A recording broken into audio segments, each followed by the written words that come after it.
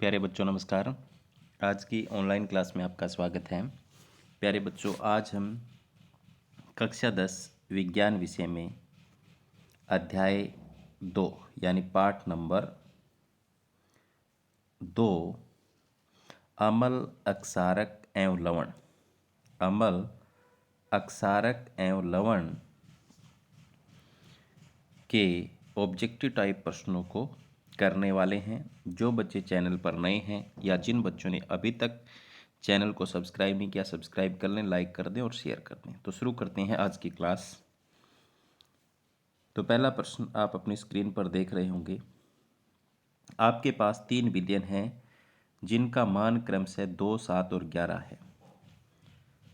2, 7 और 11 इनमें से कौन सा विलयन उदासीन है, यानी ये पीएच मान दिए हुए हैं। तो प्यारे बच्चों, आप सभी को पता है 7 जो होता है वो उदासीन होता है 7 से 14 तक। ठीक है, ये तो क्या होते हैं, 7 से ऊपर वाले तो अक्षारक होते हैं और इधर वाले क्या होते हैं, 7 से नीचे वाले अम्ल होते हैं और 7 वाला क्या होता है, उदासीन होता है। तो आपके पास 3 विलयन हैं 2, 7, इनमें कौन सा विलयन उदासीन है? तो आप कौन सा बताएंगे? 7 वाला। ठीक है, तो पहले का उत्तर क्या आएगा, ये 7 वाला उत्तर इसका लिख देंगे, 7 पीएच वाला। ठीक है, इसके बाद में प्रश्न नंबर 2 है, अपच का उपचार करने के लिए निम्न में से किस औषधि का उपयोग होता है? अपच कब होती है प्यारे बच्चों? जब हमारे शरीर के अंदर अम्ल की मात्रा ज़्यादा हो जाती है और उस अम्ल को नष्ट करने के लिए हम क्या करते हैं, एंटीसिड लेते हैं। क्या लेते हैं? एंटीसिड लेते हैं, जो कि उस अम्ल को उदासीन कर देती है। तो ऑप्शन नंबर सी इसका सही हो जाएगा। आगे है प्यारे बच्चों प्रश्न नंबर 3, NaHCO3 NaHCO3 का प्रचलित नाम क्या है? तो NaHCO3 का प्रचलित नाम है प्यारे बच्चों बेकिंग सोडा। क्या है? बेकिंग सोडा है। इसके बाद में प्रश्न नंबर 4 की तरफ चलते हैं। जल की स्थायी कठोरता को हटाने के लिए किस सोडियम यौगिक का प्रयोग किया जाता है? तो प्यारे बच्चों, किसका प्रयोग करते हैं? Na2CO3 10H2O का प्रयोग करते हैं। जल की स्थायी कठोरता को दूर करने के लिए हम इसका प्रयोग करेंगे सोडियम बाइकार्बोनेट और उसके सोडियम कार्बोनेट 10H2O यानी धावन सोडे का प्रयोग करते हैं। तो ऑप्शन नंबर डी इसका सही है। आगे है, उस पदार्थ का नाम बताइए जो क्लोरीन से अभिक्रिया करके विरंजक चूर्ण बनाता है। तो जिप्सम बनाता है कि बुझा हुआ चूना बनाता है कि बिना बुझा हुआ चूना बनाता है? तो प्यारे बच्चों, बुझा हुआ चूना जो है वो क्लोरीन के साथ अभिक्रिया करके क्या बनाता है? विरंजक चूर्ण बनाता है। विरंजक चूर्ण का जो फॉर्मूला है वो क्या होता है? CaOCl2, calcium oxy chloride. ठीक है, तो ये कौन बनाता है? ऑप्शन नंबर बी बुझा हुआ चूना बनाता है। आगे चलते हैं प्रश्न नंबर 6 पर। एक विलयन के पीएच का मान कितना है? 9 है। तो यह विलयन क्या है? तो प्यारे बच्चों, मैंने आपको बताया था 7 से ऊपर वाले क्या होते हैं, 7 उदासीन होता है, 7 से ऊपर 8, 9, जैसे जैसे ऊपर की तरफ आएंगे 14 की तरफ जाएंगे तो प्रबल अक्षारीय और थोड़ा यहाँ से शुरुआत हुई है तो ये कैसे होते हैं? दुर्बल अक्षारीय। तो ऑप्शन कौन सा इसका सही हो जाएगा? डी, दुर्बल अक्षारीय। आगे प्रश्न नंबर 7, एसिटिक अम्ल पाया जाता है। एसिटिक अम्ल किसमें पाया जाता है? तो चैप्टर 2 में एक टेबल बनी हुई है जिसके अंदर सभी अम्लों के बारे में लिखा हुआ है किस किस में पाया जाता है। तो प्यारे बच्चों, यहाँ पर एसिटिक अम्ल पूछा है तो ये पाया जाता है सिरके में। एसिटिक अम्ल किस में पाया जाता है? सिरके में पाया जाता है। आगे है, सिट्रिक अम्ल पाया जाता है। सिट्रिक अम्ल किस में पाया जाता है? तो सिट्रिक अम्ल आप सभी को पता है प्यारे बच्चों किस में पाया जाता है? नींबू में पाया जाता है। इसके बाद में आगे है, बुझे हुए चूने का सूत्र क्या होता है? तो प्यारे, बुझे हुए चूने का सूत्र क्या होता है? जैसे देखो, ये चूना है, चूने का सूत्र Ca होता है, कैल्शियम ऑक्साइड होता है। इसमें पानी जब हम डालते हैं तो क्या बनता है, बुझा हुआ चूना बनता है CaOH2 की होल ट्वाइस बनता है और साथ में उष्मा निकलती है। तो ये एक ऊष्माक्षेपीय अभिक्रिया होती है। हमें पूछा है बुझे हुए चूने का फॉर्मूला, तो बुझे हुए चूने का फॉर्मूला क्या होगा, ऑप्शन नंबर बी इसका बिल्कुल सही हो जाएगा। ठीक है, इसके बाद में हम चलते हैं प्रश्न नंबर 10 की तरफ। प्रश्न नंबर 10 में क्या है, टोर्ट्रिक अम्ल पाया जाता है। तो प्यारे बच्चों, टोर्ट्रिक अम्ल किस में पाया जाता है, ये पाया जाता है सिरके में, नेटल के डंक में, टमाटर में, तो इमली में पाया जाता है। किस में पाया जाता है, इमली में। ऑप्शन नंबर डी इसका सही है। आगे चलते हैं, किस अम्ल के पीएच का मान होता है, किसी अम्ल के पीएच का मान, तो प्यारे बच्चों ये मैंने आपको बताया था 7 से कम होता है। कितना होता है, 7 से कम होता है। तो ऑप्शन नंबर 20 का सही हो जाएगा। आगे प्रश्न नंबर 12, किस अक्षारक के पीएच का मान होता है, तो 7 से ज़्यादा होता है। तो इसका क्या आ जाएगा, ऑप्शन नंबर सी हो जाएगा। तो 12 का हो जाएगा सी। इसके बाद में चलते हैं प्रश्न नंबर 13 की तरफ। किस तापक्रम पर जिप्सम से प्लास्टर ऑफ पेरिस बनाया जा सकता है। तो प्यारे बच्चों 373 केल्विन ताप पर जिप्सम से प्लास्टर ऑफ पेरिस बनाया जा सकता है। तो ऑप्शन नंबर ए इसका बिल्कुल सही। इसके बाद में प्रश्न नंबर 14 है, धातु के साथ अम्ल की अभिक्रिया होने पर सामान्यतः कौन सी गैस निकलती है। तो प्यारे बच्चों ये याद रखना है आपको, हाइड्रोजन गैस निकलती है। कौन सी गैस निकलती है, हाइड्रोजन, H2 गैस निकलती है। ठीक है, धातु जो है अम्लों के साथ अभिक्रिया करके कौन सी गैस निकालती है, हाइड्रोजन गैस। आगे है, दही में कौन सा अम्ल होता है, लैक्टिक अम्ल होता है, टोर्ट्रिक अम्ल होता है, या एसिटिक अम्ल होता है, या ऑक्जेलिक अम्ल होता है। तो प्यारे बच्चों दही के अंदर लैक्टिक अम्ल होता है। कौन सा अम्ल होता है, लैक्टिक। ऑप्शन नंबर ए इसका बिल्कुल सही है। आगे चलते हैं, जिप्सम में क्रिस्टलन जल के कितने अणु होते हैं। तो प्यारे बच्चों जिप्सम के अंदर 2 क्रिस्टलन जल के अणु जुड़े होते हैं, जैसे CaSO4 2H2O फॉर्मूला होता है। ये 2H2O जो है 2 क्रिस्टलन जल के अणु उसके साथ जुड़े होते हैं। तो ऑप्शन नंबर ए इसका सही है। आगे है प्यारे बच्चों प्रश्न नंबर 17, नींबू में कौन सा अम्ल पाया जाता है। तो नींबू के अंदर सिट्रिक अम्ल पाया जाता है, पहले भी आ चुका है ये। आगे है CaSO4 2H2 का सामान्य नाम क्या है। तो अभी आपने किया है, क्या है, सामान्य नाम जिप्सम है। तो ऑप्शन नंबर ए इसका बिल्कुल सही है। और देख सकते हो इसमें 2 क्रिस्टलन जल के अणु जुड़े हुए हैं 2H2O के रूप में। आगे है, दांतों के इनेमल में कौन सा पदार्थ पाया जाता है। तो प्यारे बच्चों दांतों के इनेमल में कैल्शियम फास्फेट पाया जाता है। क्या पाया जाता है, कैल्शियम फास्फेट। तो ऑप्शन नंबर डी इसका बिल्कुल सही है। आगे है, CaOCl2 का प्रचलित नाम क्या है। तो प्यारे बच्चों ये विरंजक चूर्ण का फॉर्मूला है। किसका फॉर्मूला है, तो ऑप्शन नंबर ए इसका बिल्कुल सही हो जाएगा। आगे है, कोई विलयन नीले लिटमस को लाल कर देता है, इसकी पीएच मान क्या होगी। तो प्यारे बच्चों अनिल, अनिल से याद रखो आप, एनिल, अनिल का मतलब ए से अमल, नी से मतलब नीले, लिटमस को लाल कर देती हैं, ले से लाल। ठीक है, तो यहाँ पर नीले को लाल कौन करते हैं, ए करते हैं, ए अमल होते हैं। अमल की पीएच 7 से कम होती है, तो इसमें 7 से कम वाला आपको देखना है। तो एक ही है, कौन सा है, ऑप्शन नंबर बी इसका सही हो जाएगा। ठीक है, इसके बाद में चलते हैं प्यारे बच्चों, बुझे हुए चूने का रासायनिक नाम क्या है। तो पहले तो मैं यहाँ फॉर्मूला लिख देता हूँ, CaOH2 की होल ट्वाइस होता है। तो इसका रासायनिक नाम होता है कैल्शियम हाइड्रोक्साइड। क्या होता है, कैल्शियम हाइड्रोक्साइड। तो ऑप्शन नंबर बी इसका सही हो जाएगा। आगे है, लोह चूर्ण पर तनु हाइड्रोक्लोरिक अम्ल डालने पर क्या होता है।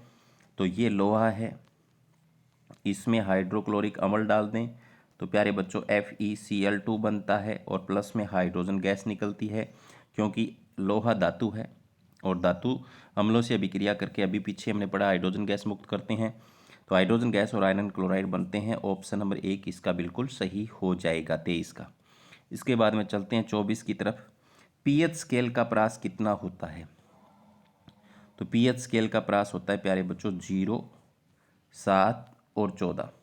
0 से 7 वाले अम्ल, 7 वाला उदासीन और इधर अक्षारक।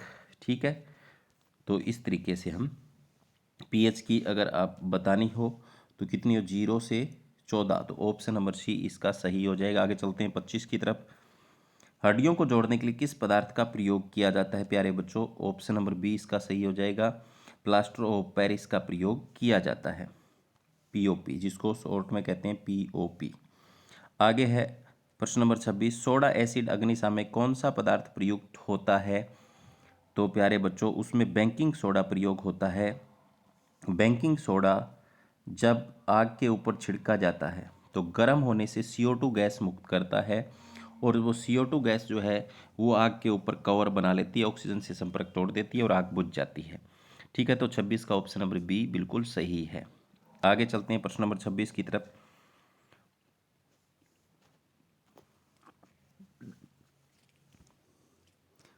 प्रश्न नंबर 27 की तरफ। 27 में क्या है देखो, 27 में है व्यंजक चूर्ण को पानी में मिलाया जाता है।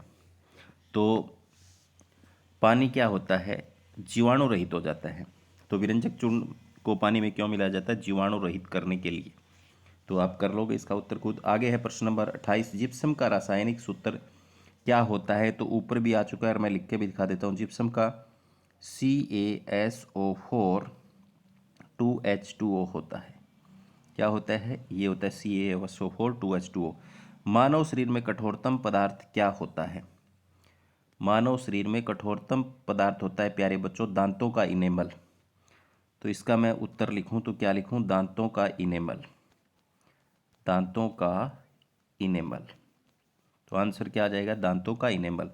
टमाटर में कौन सा अम्ल होता है? तो प्यारे बच्चों टमाटर के अंदर ओक्जेलिक अम्ल होता है। कौन सा होता है? ओक्जेलिक अम्ल होता है। ओक्जेलिक ओक्जेलिक अम्ल होता है। ठीक है, इसके बाद में आगे चलते हैं प्रश्न नंबर 31 की तरफ। हमारे उदर में किस अम्ल का स्त्रावण होता है? हमारे उदर में किस? तो प्यारे बच्चों HCl हाइड्रोक्लोरिक अम्ल का स्त्रावण होता है। कौन से का? HCl हाइड्रोक्लोरिक अम्ल का।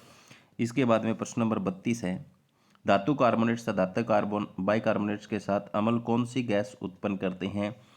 तो प्यारे बच्चों CO2 उत्पन्न करते हैं। कौन सी उत्पन्न करते हैं? CO2।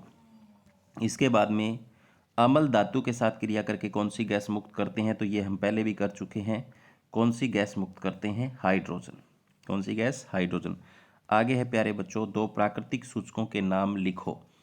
दो प्राकृतिक सूचकों के नाम, तो एक तो हल्दी हो जाएगा, हल्दी हो जाएगा। एक गुड़ल की पंखुड़ियाँ, गुड़ल हो सकता है। ठीक है, तो आप प्राकृतिक सूचकों के नाम लिख सकते हो। आगे दो संश्लेषित सूचकों के नाम लिखो। तो फिनोप्थलीन और मेथिल ऑरेंज। संश्लेषित सूचक कौन से हो जाएंगे? दो, फिनोप्थलीन और मेथिल ऑरेंज। ठीक है, आप लिख लोगे। आगे प्रश्न नंबर 26 है, संतरे में कौन सा अम्ल पाया जाता है? तो प्यारे बच्चों सिट्रिक अम्ल पाया जाता है। कौन सा अम्ल पाया जाता है? सिट्रिक अम्ल। ऊपर वाले में क्या आंसर आएगा? मेथिल ऑरेंज और फिनोप्थलीन, फिनाप्थलीन।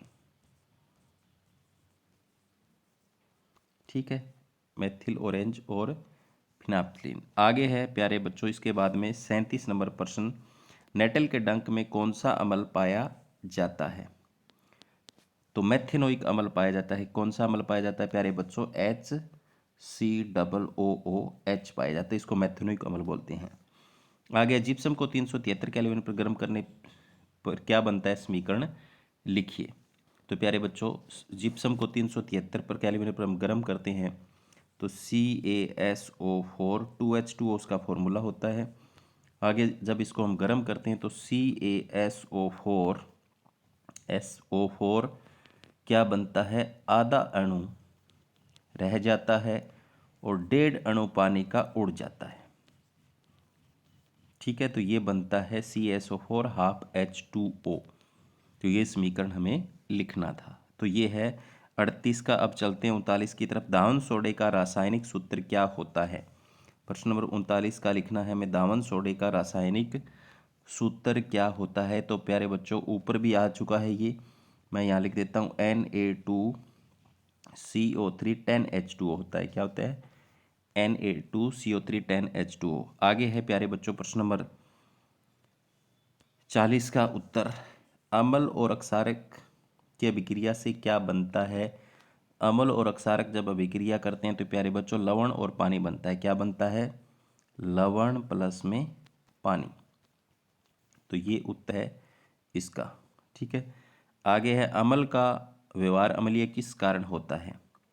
प्रश्न नंबर 41 का, तो H+ आयनों के कारण होता है। किसके कारण होता है प्यारे बच्चों? H+ आयन के कारण।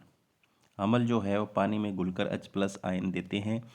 आगे प्रश्न नंबर 42 है, एक एंटीसिड का नाम लिखे। तो प्यारे बच्चों एक एंटीसिड का नाम, इसका आंसर मैं यहाँ लिख देता हूँ, MgOH2, मैग्नीशियम हाइड्रोक्साइड, या इसको मिल्की ऑफ मैग्नीशिया भी कहते हैं। ठीक है। आगे है, चींटी के डंक में कौन सा अम्ल पाया जाता है।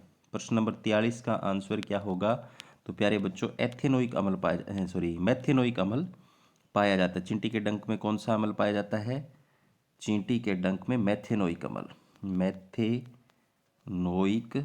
अम्ल, या इसका फॉर्मूला लिखना हो तो HCOOH। ठीक है, HCOOH। आगे चलते हैं नेक्स्ट। परबल अम्ल था परबल क्षारक के लवण के पीएच का मान क्या होता है? परबल अम्ल था परबल क्षारक के लवण के पीएच का मान कितना होता है? प्यारे बच्चों अगर हम परबल अम्ल और परबल क्षारक को मिलाएंगे तो दोनों एक दूसरे को उदासीन करेंगे और पीएच जो आएगी वो 7 आएगी। जो लवण बनेगा कैसा बनेगा? उदासीन बनेगा। तो इसके बाद में प्रश्न नंबर 45 है, क्लोरसार प्रक्रिया किसे कहते हैं? तो प्यारे बच्चों क्लोरसार प्रक्रिया जो है वो कहते हैं, अगर NaCl प्लस में पानी तो क्या बनता है? सोडियम हाइड्रोक्साइड प्लस में Cl2 प्लस में H2। ये समीकरण लिखनी है क्लोरसार अभिक्रिया में। आपको सोडियम क्लोराइड यानी नमक में पानी मिलाना है, फिर उसको तो क्या बनेगा? सोडियम हाइड्रोक्साइड, क्लोरीन और हाइड्रोजन गैस। ठीक है, तो ये क्लोरसार अभिक्रिया है। आगे प्रश्न नंबर 46 की तरफ चलते हैं, सही मिलान करो। तो 46 में सिरके में कौन सा अम्ल पाया जाता है? तो प्यारे बच्चों सिरके में एसिटिक अम्ल होता है, तो F से मिलान हो जाएगा। और इसके बाद में संतरे में सिट्रिक अम्ल होता है, तो D से मिलान हो जाएगा। टमाटर में ऑक्जेलिक अम्ल होता है, तो प्यारे बच्चों यहाँ से टमाटर का ऑक्जेलिक अम्ल से मिल जाएगा। और इसके बाद में दही इमली है, इमली के अंदर टोर्ट्रिक अम्ल होता है। कौन सा अम्ल होता है? टोर्ट्रिक अम्ल होता है, तो ये टोर्ट्रिक से मिल जाएगा। दही में लैक्टिक अम्ल होता है, तो इससे मिल जाएगा। और नेटल के डंक में अम्ल होता है मैथेनोइक, तो इसमें मिल जाएगा। ठीक है, तो इस तरीके से हम सही मिलान करना है। आगे चलते हैं प्रश्न नंबर 47 की तरफ। 47 में क्या है, अम्ल का स्वाद कैसा होता है? तो प्यारे बच्चों आपको पता है कैसा होता है? खट्टा होता है। इंग्लिश में इसको बोलते हैं सोर, SOUR। ठीक है। आगे क्षार का स्वाद कैसा होता है? तो कड़वा होता है, इसको बिटर बोलते हैं, कड़वा, या इसको बोला जाता है बिटर, BITTER, बिटर। ठीक है। आगे चलते हैं, उदासीन विलयन का पीएच कितना होता है? तो प्यारे बच्चों कितना होता है? 7। इस खालिस्तान में आएगा 7। आगे विलयन में अम्ल की शक्ति खालिस्तान की संख्या पर निर्भर करती है। तो विलयन में अम्ल की शक्ति H+ आयनों पर निर्भर करती है। विलयन में क्षारक की शक्ति किस पर निर्भर करती है? OH हाइड्रोक्साइड आयन पर। ठीक है। आगे चलते हैं प्रश्न नंबर 52 की तरफ। अम्लीय वर्षा के पीएच मान कितना होता है? अम्लीय वर्षा का पीएच मान प्यारे बच्चों होता है 5.6। 5.6 से पीएच नीची हो जाती है तो वो अम्लीय वर्षा कहलाती है। आगे है, जलीय कॉपर सल्फेट का रासायनिक सूत्र लिखिए। तो जलीय कॉपर सल्फेट का रासायनिक सूत्र होता है प्यारे बच्चों CuSO4, 5H2O जुड़ा होता है साथ में। ठीक है। इसके बाद में आपको प्लास्टर ऑफ पेरिस का रासायनिक सूत्र लिखना है। तो प्लास्टर ऑफ पेरिस का जो रासायनिक सूत्र होता है प्यारे बच्चों वो होता है CaSO4 और साथ में आधा अणु पानी का जुड़ा होता है। तो ये प्लास्टर ऑफ पेरिस का रासायनिक सूत्र है। आगे है, दावन सोडे का रासायनिक सूत्र क्या होता है? तो प्यारे बच्चों ये मैंने आपको पहले ही लिख के दिखा दिया था, Na2CO3 10H2O। ठीक है, ये होगा दावन सोडे का रासायनिक सूत्र। आगे चलते हैं नेक्स्ट। H+ आयन की सांद्रता का विलयन की प्रकृति पर क्या प्रभाव पड़ता है? तो प्यारे बच्चों अगर H+ आयन की सांद्रता बढ़ेगी तो वो विलयन अम्लीय होता जाएगा। कैसा होता जाएगा? अम्लीय। घटेगी तो उसकी अम्लीयता कम होती जाएगी। आगे है इसके बाद में स्थावन। स्थावन निम्न यौगिकों को प्रबल तथा दुर्बल क्षारक में वर्गीकृत करें। तो प्यारे बच्चों यहाँ पर जो NaOH और KOH पहला और ये तीसरा, ये तो क्या है, प्रबल अक्षारक है और बाकी जो बच गए वो दुर्बल अक्षारक है। आगे निम्नलिखित को प्रबल अम्ल तथा दुर्बल अम्ल में वर्गीकृत करें। प्रबल का मतलब क्या है, अगर अम्ल है तो H+ आयन ज़्यादा है, अक्षारक है तो OH आयन ज़्यादा है। तो 58 में क्या है, HCl HNO3 H2SO4 होता है। तो HCl HNO3 और H2SO4 ये तो प्रबल हैं, बाकी क्या हैं, दुर्बल हैं। आगे है इसके बाद में प्यारे बच्चों प्रश्न नंबर 59, सही मिलान कीजिए। सही मिलान कीजिए। तो पहले में क्या दे रखा है, 4 जिसकी pH समान हो वो कैसा होगा, तो वो प्यारे बच्चों 4 वाला दुर्बल अम्ल होगा। कैसा होगा, दुर्बल अम्ल। और 1 वाला प्रबल अम्ल होगा और 11 वाला प्रबल अक्षार होगा। और इसके बाद में क्या है, 7 वाला उदासीन होता ही है और 9 वाला दुर्बल अक्षारक होगा। ऐसे आपको सही मिलान करना है। आगे प्यारे बच्चों, जिंक की H2SO4 से विक्रिया होने पर क्या बनता है। तो प्यारे बच्चों मैं यहाँ लिख के दिखा देता हूँ।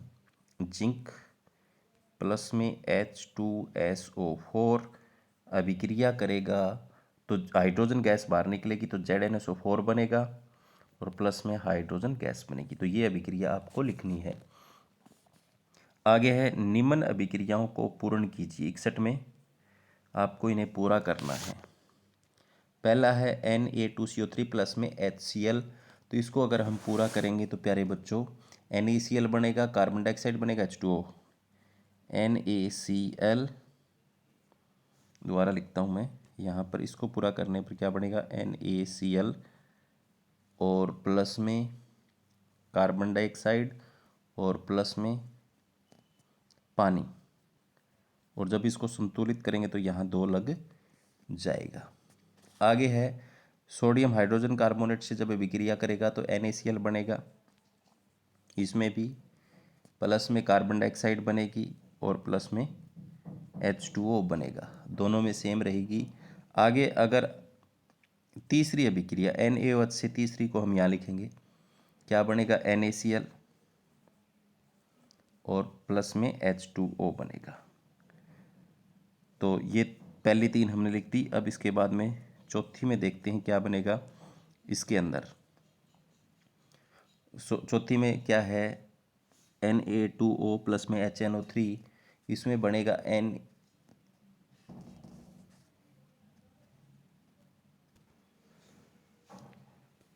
इसके बाद में प्यारे बच्चों आगे सत्य असत्य बताना है। तो जल में अम्लीय क्षारक के घुलने की प्रक्रिया उष्मा क्षेपी होती है, बिल्कुल सत्य बात है, तो ये सही है। आगे है तनुकरण करते समय हमें जल को अम्ल में मिलाना चाहिए, बिल्कुल नहीं मिलाना चाहिए जल को अम्ल में। इससे मिलाएंगे तो हमें नुकसान हो सकता है, प्रफुल्लित होकर बाहर आ सकता है। क्षार लाल लिटमस को नीला कर देते हैं, ये बिल्कुल सही बात है। अक्षारक का व्यवहार क्षारकीय H+ की वजह से होता है, गलत है, तो ये गलत है। इसके बाद में 5वां है बेकिंग सोडे का रासायनिक सूत्र Na2CO3 10H2 होता है, तो ये दावन सोडे का होता है, तो ये भी गलत दे रखा है। तो प्यारे बच्चों आज की क्लास में इतना ही। उम्मीद करता हूँ कि आपको समझ में आए होंगे। धन्यवाद।